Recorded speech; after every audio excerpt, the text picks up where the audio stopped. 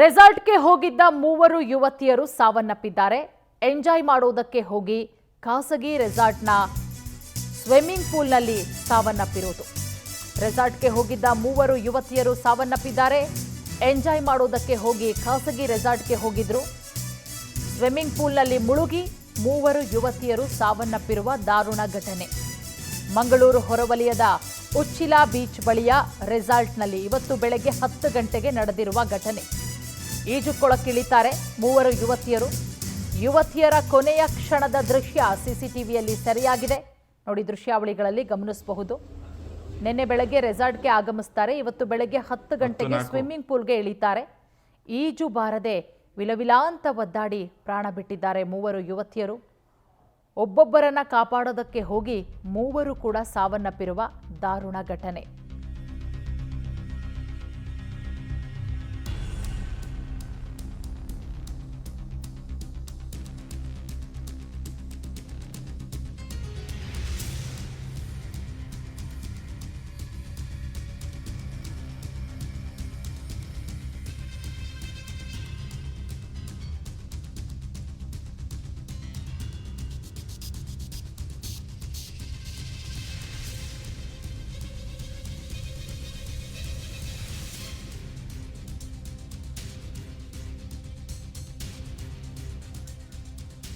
ನೋಡಿ, ಸಿಸಿಟಿವಿ ದೃಶ್ಯಾವಳಿಗಳನ್ನು ಗಮನಿಸ್ತಾ ಇದ್ದೀರಾ.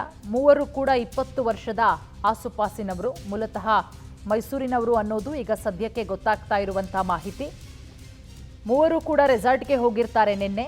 ಇವತ್ತು ಬೆಳಗ್ಗೆ 10 ಗಂಟೆಗೆ ಈಜಾಡೋದಕ್ಕೆ ಹೋಗ್ತಾರೆ. ನೋಡಿ, ದೃಶ್ಯಾವಳಿಗಳನ್ನು ಗಮನಿಸ್ತಾ ಇದ್ದೀರಾ. ಮೂವರು ಕೂಡ ಈಜು ಕೊಳದೊಳಗೆ ಇಳಿತಾರೆ. ಅಲ್ಲಿ ಫೋನ್ ಕೂಡ ಇಡ್ತಾರೆ. ಮೋಸ್ಟ್ಲಿ ರೆಕಾರ್ಡ್ ಮಾಡೋದಕ್ಕೆ ಅಂತ ಅನ್ಸುತ್ತೆ. ಫೋನ್ ಕೂಡ ಇಟ್ಟು ನಂತರ ಹಾಗೆ ಸ್ವಿಮ್ಮಿಂಗ್ ಪೂಲ್ನ ಮುಂದೆ ಹೋಗ್ತಾ ಹೋಗ್ತಾ ಹೋಗ್ತಾ ಆಳ ಹೆಚ್ಚಾಗ್ತಾ ಹೋಗುತ್ತೆ. ನೋಡಿ, ಮೊದಲಿಗೆ ಅವ್ರು ಇಳಿದಾಗ ಸುಮಾರು ಒಂದು 3 ಅಡಿ ಇತ್ತು ಅಂತ ಅನ್ಸುತ್ತೆ ನೀರು. ಆಮೇಲೆ ಹೋಗ್ತಾ ಹೋಗ್ತಾ ಅದು 6 ಅಡಿ ಇರುತ್ತೆ. ನೋಡಿ, ಅಲ್ಲಿ ಹೋಗ್ತಾ ಒಬ್ಬರು ಮುಳುಗ್ತಾರೆ. ಅವರನ್ನ ಕಾಪಾಡೋದಕ್ಕೆ ಹೋಗಿ ಮೂವರು ಕೂಡ ಮುಳುಗಿ ದಾರುಣವಾಗಿ ಸಾವನ್ನಪ್ಪಿರುವಂತಹ ಘಟನೆ ನಡೆದಿರೋದು. ಅಟ್ಲೀಸ್ಟ್ ಕೂಗಾಡ್ಕೊಂಡಿದ್ರಾದ್ರೂ ಆ ರೆಸಾರ್ಟ್ನಲ್ಲಿ ಇದ್ದಂಥ ಯಾರಾದರೂ ಬಂದು ಕಾಪಾಡ್ತಾ ಇದ್ರು. ನೋಡಿ, ಮೃತ ಮೂವರು ಯುವತಿಯರು ಕೂಡ ಮೈಸೂರು ಮೂಲದವರು. 21 ವರ್ಷದ ನಿಶಿತಾ, 20 ವರ್ಷದ ಪಾರ್ವತಿ, ಹಾಗೆ 20 ವರ್ಷದ ಕೀರ್ತನ ಮೃತಪಟ್ಟಿರುವಂಥ ಯುವತಿಯರು.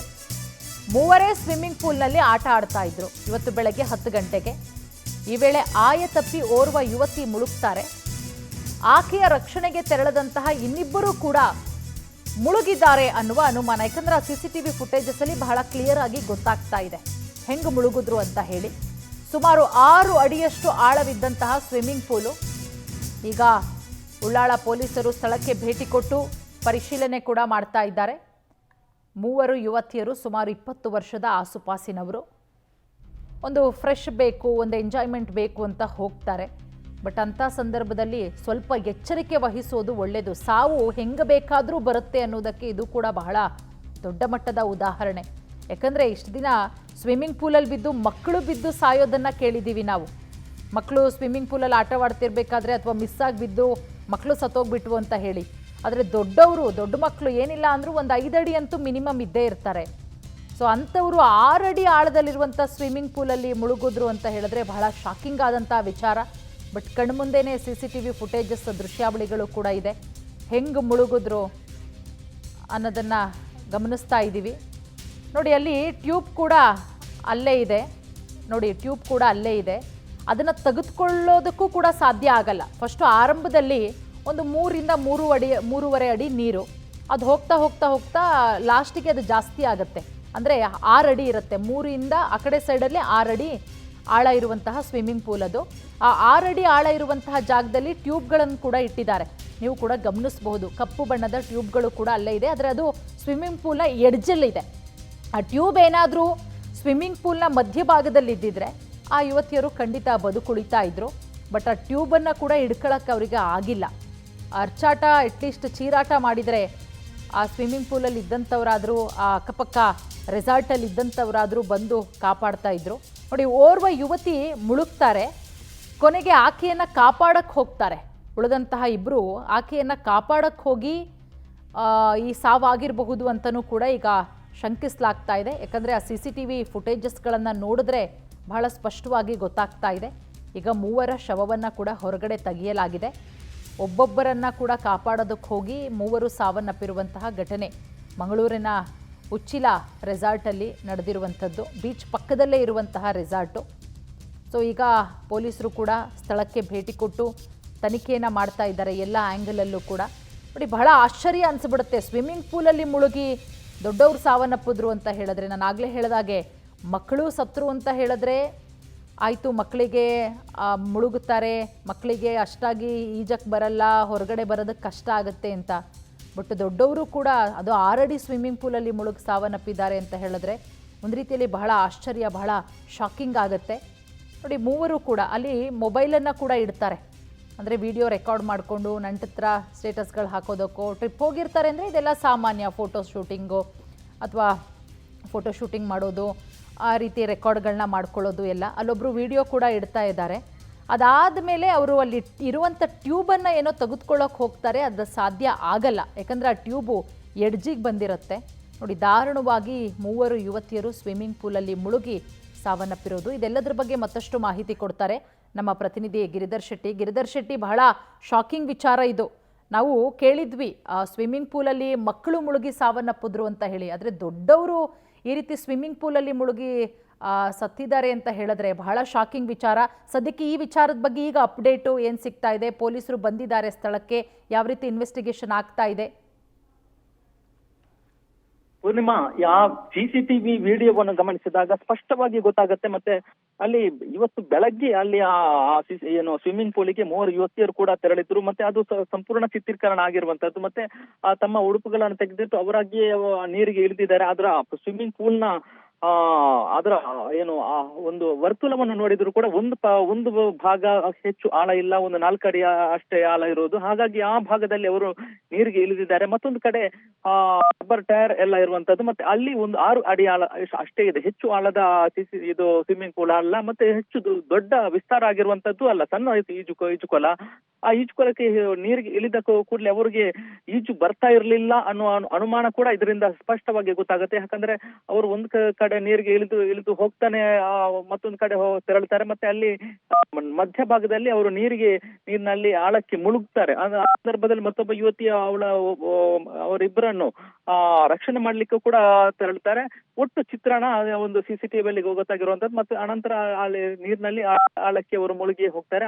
ಆಮೇಲೆ 10:30 ಹೊತ್ತಿಗೆ ಅಲ್ಲಿಯ ಸಿಬ್ಬಂದಿ ಗಮನಿಸಿದಾಗ ಅವರು 3 ಯುವತಿಯರು ಕೂಡ ನೀರಿನಲ್ಲಿ ಆಳದಲ್ಲಿ ಮುಳುಗಿರುವಂತದ್ದು ಗೊತ್ತಾಗಿದೆ. ಅನಂತರ ಕೂಡಲೇ ಅವರನ್ನು ಮೇಲೆತ್ತುವ ಪ್ರಯತ್ನ ಮಾಡಿದರೆ ಅಷ್ಟರಲ್ಲಿ ಅವರು ಡೆತ್ ಆಗಿದ್ದಾರೆ ಅನ್ನೋದು ಕೂಡ ಗೊತ್ತಾಗಿರುವಂತದ್ದು. ಕೂಡಲೇ ಉಳ್ಳಾಲ ಪೊಲೀಸರಿಗೂ ಮಾಹಿತಿ ನೀಡಿದ್ದಾರೆ. ಪೊಲೀಸರು ಅಲ್ಲಿಗೆ ತೆರಳಿದ್ದಾರೆ. ಈಗ ಇನ್ನಷ್ಟೇ ಅವರು ಮೈಸೂರಿನ ಕುಟುಂಬಸ್ಥರು ಬರ್ಬೇಕಷ್ಟೇ. ಮೈಸೂರಿನ 3 ಯುವತಿಯರ ಕುಟುಂಬಸ್ಥರಿಗೂ ಕೂಡ ಮಾಹಿತಿ ನೀಡಲಾಗಿದೆ. ಅವರು 3 ಕೂಡ ಒಂದೇ ಕಂಪನಿಯಲ್ಲಿ, ಅಂದ್ರೆ ಯಾವುದೋ ಟೆಕ್ಕಿ ಸಾಫ್ಟ್ವೇರ್ ಕಂಪನಿಯಲ್ಲಿ ಅವರು ಕೆಲಸ ಮಾಡ್ತಿದ್ರು ಅನ್ನೋ ಮಾಹಿತಿ ಕೂಡ ಗೊತ್ತಾಗಿರುವಂತದ್ದು. ಹಾಗಾಗಿ ಅವರ ರೋದನ ಕೂಡ ಬಹಳಷ್ಟು ಈಗಲೇ ಅವರ ಫೋನಲ್ಲಿ ಪೊಲೀಸರನ್ನು ಭಾರಿ ಅವರನ್ನು ಕೂಡ ಜೋರು ಮಾಡಿದ್ದಾರೆ. ಯಾಕಾಗಿ ಮತ್ತೆ ಅಲ್ಲಿಯ ಸ್ವಿಮ್ಮಿಂಗ್ ಪೂಲ್ ಬಗ್ಗೆನೂ ಕೂಡ ಪ್ರಶ್ನೆ ಎತ್ತಿದ್ದಾರೆ. ಯಾಕಂದ್ರೆ ಖಾಸಗಿ ಸ್ವಿಮ್ಮಿಂಗ್ ಪೂಲ್, ಖಾಸಗಿ ರೆಸಾರ್ಟ್ ನಲ್ಲಿ ಇರುವಂತಹ ಸ್ವಿಮ್ಮಿಂಗ್ ಪೂಲ್ ಆಗಿರುವ ಕಾರಣದಿಂದಾಗಿ ಆ ಸ್ವಿಮ್ಮಿಂಗ್ ಪೂಲೇ ಇದಕ್ಕೆ ಜವಾಬ್ದಾರಿ ಆಗಿರುತ್ತೆ. ಮತ್ತೆ ಅಲ್ಲಿ ಯಾವುದೇ ಸ್ವಿಮ್ಮಿಂಗ್ ಪೂಲ್ ಇದ್ರು ಕೂಡ ಅಲ್ಲಿ ನೀರಿಗೆ ಇಳಿಯುವ ಯಾರೇ ಯುವತಿಯರಿದ್ರು ಅವರ ಬಗ್ಗೆ ನಿಗಾ ಇಡಬೇಕಾಗತ್ತೆ. ಮತ್ತೆ ಅವರಿಗೆ ಸ್ವಿಮ್ಮಿಂಗ್ ಬರುತ್ತಾ ಅಥವಾ ಇಲ್ವಾ, ಈಜು ಬರದೇ ಇದ್ರೆ ಅವರು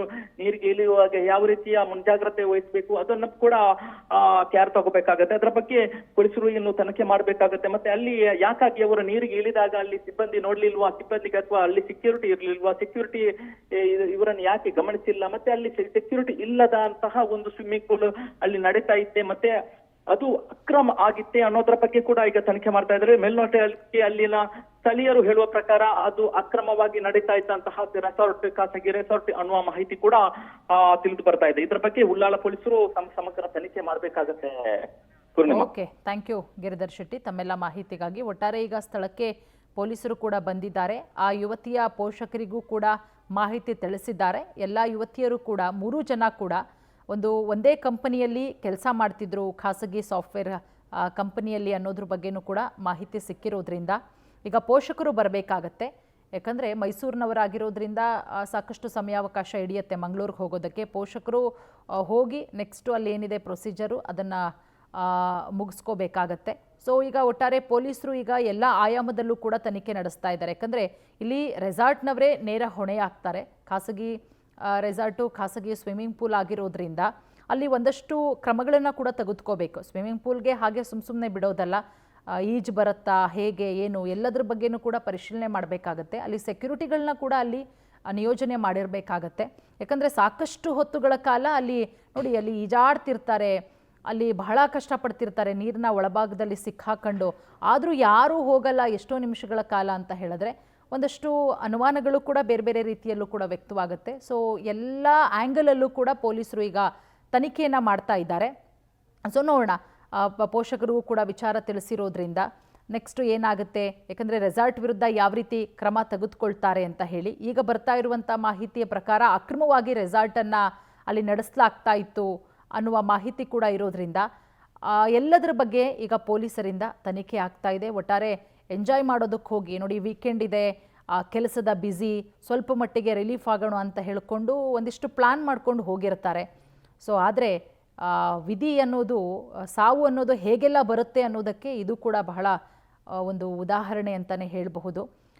ಬಹಳ ಎಂಜಾಯ್ ಮಾಡೋಕ್ಕೆ ಹೋಗಿರ್ತಾರೆ. ಬೆಳಗ್ಗೆ 10 ಗಂಟೆಗೆ ಸ್ವಿಮ್ಮಿಂಗ್ ಪೂಲಲ್ಲಿ ಸ್ನಾನ ಮಾಡಿಕೊಂಡು ಎಂಜಾಯ್ ಮಾಡೋಣ ಅಂತ ಹೇಳಿ ಆ ಟೈಮಲ್ಲಿ ಒಬ್ಬರನ್ನು ಕಾಪಾಡೋಕ್ಕೋಗಿ ಇನ್ನಿಬ್ಬರೂ ಕೂಡ ದಾರುಣವಾಗಿ ಸಾವನ್ನಪ್ಪಿರೋದು ಆ CCTV ಫುಟೇಜಸ್ಸಲ್ಲಿ ಬಹಳ ನೀಟಾಗಿ ಗೊತ್ತಾಗ್ತಾ ಇದೆ. ಒಂದಷ್ಟು ಪ್ರಿಕಾಷನ್ಸ್ಗಳನ್ನು ಹುಡುಗಿರು ಕೂಡ ತೆಗೆದುಕೊಂಡಿದ್ರೆ ಇವತ್ತು ಸಾಯಬೇಕಾದಂತಹ ಪರಿಸ್ಥಿತಿ ಬರ್ತಾ ಇರಲಿಲ್ಲ. ಯಾಕಂದರೆ ಅಲ್ಲಿ ನೋಡಿ ಆ ಟ್ಯೂಬ್ಗಳಿದೆಯಲ್ಲ, ಅದನ್ನು ಫಸ್ಟೇ ಅವರು ಇಳಿಯೋದಕ್ಕಿಂತ ಮುಂಚೆನೇ ಎತ್ತಿಟ್ಕೊಂಡಿದ್ರೆ ಅಥವಾ ಮಧ್ಯಭಾಗಕ್ಕೆ ಅದನ್ನು ಎಸ್ದಿದ್ರೂ ಹೆಂಗೋ ಅದನ್ನು ಇಟ್ಕೊಂಡಾದ್ರೂ ಹೊರಗಡೆ ಬರಬಹುದಿತ್ತು. ಅಥವಾ ನೋಡಿ ಇಬ್ಬರು ಮುಳುಗ್ತಾ ಇದ್ದಾರೆ, ಇನ್ನೊಬ್ಬಳು ಆಮೇಲೆ ಹೋಗೋದು ಮಧ್ಯಭಾಗಕ್ಕೆ. ಅಟ್ಲೀಸ್ಟ್ ಮೇಲೆ ಹತ್ತಿ ಆ ಟ್ಯೂಬ್ನ ಎಸ್ದಿದ್ರೂ ಕೂಡ ಉಳಿದಂಥವ್ರು ಎಲ್ಲರೂ ಕೂಡ ಬದುಕಬಹುದಿತ್ತೇನೋ.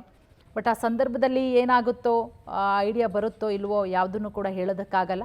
ಒಟ್ಟಾರೆ ದಾರುಣವಾಗಿ ಸಾವನ್ನಪ್ಪಿರುವಂತಹ ಘಟನೆ. ಈಗ 3 ಯುವತಿಯರ ಪೋಷಕರಿಗೆ ವಿಚಾರವನ್ನು ತಿಳಿಸಿದ್ದಾರೆ. ಅವರೀಗ ಮೈಸೂರಿನಿಂದ ಬರಬೇಕಷ್ಟೇ. ಈಗ ಸದ್ಯಕ್ಕೆ ಪೊಲೀಸರು ಬಂದು ಪರಿಶೀಲನೆ ಕೂಡ ಮಾಡ್ತಾ ಇದ್ದಾರೆ. ಆ ರೆಸಾರ್ಟ್ ಅವ್ರನ್ನ ವಿಚಾರಣೆಗೆ ಒಳಪಡಿಸಿದ್ದಾರೆ.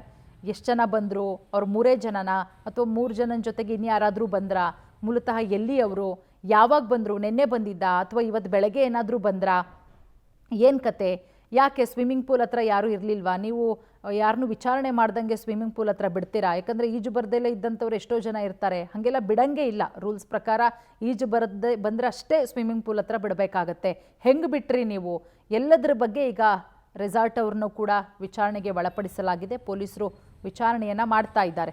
ಸೊ ಪೊಲೀಸರ ವಿಚಾರಣೆಯ ನಂತರವಷ್ಟೇ ಈ ಒಂದು ಸಾವಿನ ಬಗ್ಗೆ ಸತ್ಯಾಸತ್ಯತೆಗಳು ಹೊರಬರಬೇಕಾಗುತ್ತೆ. ಮೇಲ್ನೋಟಕ್ಕಿಷ್ಟೇ ಭಾಳ ಸ್ಪಷ್ಟವಾಗಿ CCTV ಫುಟೇಜಸ್ಸಲ್ಲಂತೂ ಗೊತ್ತಾಗ್ತಾ ಇದೆ. 3 ಜನ ಯುವತಿಯರು ಅವರೇ ಮೊಬೈಲಲ್ಲಿ ಆ ಸ್ವಿಮ್ಮಿಂಗ್ ಪೂಲಲ್ಲಿ ಆಟ ಆಡೋದನ್ನು ರೆಕಾರ್ಡ್ ಮಾಡ್ಕೊಳ್ಳೋಕ್ಕೆ ನೋಡಿ ಒಬ್ಬರು ಯುವತಿ ಅಲ್ಲಿ ಮೊಬೈಲನ್ನು ಕೂಡ ಇಡ್ತಾ ಇರುವಂತಹ ದೃಶ್ಯಾವಳಿಗಳನ್ನು ಗಮನಿಸಬಹುದು. 3 ಅಂತ ನಾವು ತೋರಿಸ್ತಾ ಇದ್ದೀವಲ್ಲ, ಆ 3ನೇ ಯುವತಿ ಏನಿದ್ದಾಳೆ ಅವರು ಮೊಬೈಲನ್ನು ಅಲ್ಲಿ ಇಡ್ತಿದ್ದಾರೆ. ಅಂದರೆ ಯಾವ ರೀತಿ ಆಟ ಆಡ್ತಿದ್ದೀವಿ ನಾವು, ಎಂಜಾಯ್ ಮಾಡುವಂಥದ್ದು, ನೀರಿನ ಒಳಗಡೆ ಅದನ್ನು ವಿಡಿಯೋ ರೆಕಾರ್ಡ್ ಮಾಡೋಕ್ಕೋಸ್ಕರ. ಮೊದಲನೇಗೆ ಒಬ್ಬಳು ಯುವತಿ ಹೋಗ್ತಾಳೆ, ಆಕೆ ಮುಳುಗ್ತಾ ಇದ್ದಂತೆ ಇನ್ನೊಬ್ಬಳು ಆಕೆಯನ್ನು ಕಾಪಾಡೋದಕ್ಕೆ ಹೋಗೋದು. ಕೊನೆಗೆ ಅವರಿಬ್ಬರನ್ನೂ ಕಾಪಾಡೋದಕ್ಕೆ 3ನೇ ಯುವತಿ ಹೋಗಿ 3 ಕೂಡ ಸಾವನ್ನಪ್ಪಿರುವಂತಹ ದಾರುಣ ಘಟನೆ ಮಂಗಳೂರಲ್ಲಿ ನಡೆದಿದೆ. ಸ್ವಿಮ್ಮಿಂಗ್ ಪೂಲ್ನಲ್ಲಿ ಮೃತಪಟ್ಟಂತಹ 3ರ ಗುರುತು ಪವರ್ ಟಿವಿಗೆ ಲಭ್ಯ ಆಗಿದೆ. ಯಾರು, ಎಲ್ಲಿಯವರು, ಏನು ಕೆಲಸ ಮಾಡ್ತಾ ಇದ್ರು ಎಲ್ಲದರ ಬಗ್ಗೆ. ಕೀರ್ತನ ಮೈಸೂರಿನ ವಿಜಯನಗರದ ನಿವಾಸಿ ನೋಡಿ, ಕೀರ್ತನ. ಇನ್ನು ನಿಶಿತಾ ಮೈಸೂರಿನ ಕುರುಬಾರಹಳ್ಳಿಯ ನಿವಾಸಿ. ಪಾರ್ವತಿ KR ಮೊಹಲ್ಲಾದ ನಿವಾಸಿ. 3 ಕೂಡ ಮೈಸೂರಿನವರೇ. 3ರ ಗುರುತು ಕೂಡ ಪತ್ತೆಯಾಗಿದೆ. 3 ಕೂಡ ಮೈಸೂರಿನವರೇ. 3 ಕೂಡ ಒಂದೇ ಕಂಪನಿಯಲ್ಲಿ ಕೆಲಸ ಮಾಡ್ತಾ ಇದ್ರು ಅನ್ನೋದು ಸದ್ಯಕ್ಕೆ ಸಿಗ್ತಾ ಇರುವಂತಹ ಮಾಹಿತಿ. ನಿನ್ನೆ ಇವ್ರು 3 ಜನ ಕೂಡ ಹೋಗಿರ್ತಾರೆ ರೆಸಾರ್ಟ್ಗೆ. ಸೊ ಈಗ ಸಿಗ್ತಾ ಇರುವಂತಹ ಪ್ರಾಥಮಿಕ ಮಾಹಿತಿ, ಇವತ್ತು ಬೆಳಗ್ಗೆ ಎಕ್ಸಾಕ್ಟಾಗಿ 10 ಗಂಟೆಗೆ ಸ್ವಿಮ್ಮಿಂಗ್ ಪೂಲ್ಗೆ ಇಳಿತಾರೆ. ಇಳಿದು ಏನೊಂದು 2-3 ನಿಮಿಷದಲ್ಲೇ ಅವರು ಸಾವನ್ನಪ್ಪಿರೋದು. ಒಂದು 2-3 ನಿಮಿಷ, ಮ್ಯಾಕ್ಸಿಮಮ್ ಒಂದು 3ರಿಂದ 4 ನಿಮಿಷ ಅವರು ಸ್ವಿಮ್ಮಿಂಗ್ ಪೂಲಲ್ಲಿ ಮುಳುಗಿ ಅಟ್ಲೀಸ್ಟ್ ಕಿರ್ಚ್ಕೋಬೋದಿತ್ತು. ಅಂದರೆ ಸಾಕಷ್ಟು ಆಪ್ಷನ್ಗಳು ಕೂಡ ಇರುತ್ತೆ ಆ ಸಂದರ್ಭದಲ್ಲಿ. ಬಟ್ ಅವ್ರ ತಲೆಗೆ ಹೊಳೆಯುತ್ತೋ ಇಲ್ವೋ ಅದು ಕೂಡ ನಾವು ಹೇಳೋದಕ್ಕೆ ಬಹಳ ಕಷ್ಟ. ಬಟ್ ಈ ರೀತಿ ಮಾಡಬಹುದಿತ್ತು, ಮಾಡಿದರೆ ಬದುಕಬಹುದಿತ್ತು ಅಂತ ಹೇಳೋದಕ್ಕಷ್ಟೇ ಸಾಧ್ಯ.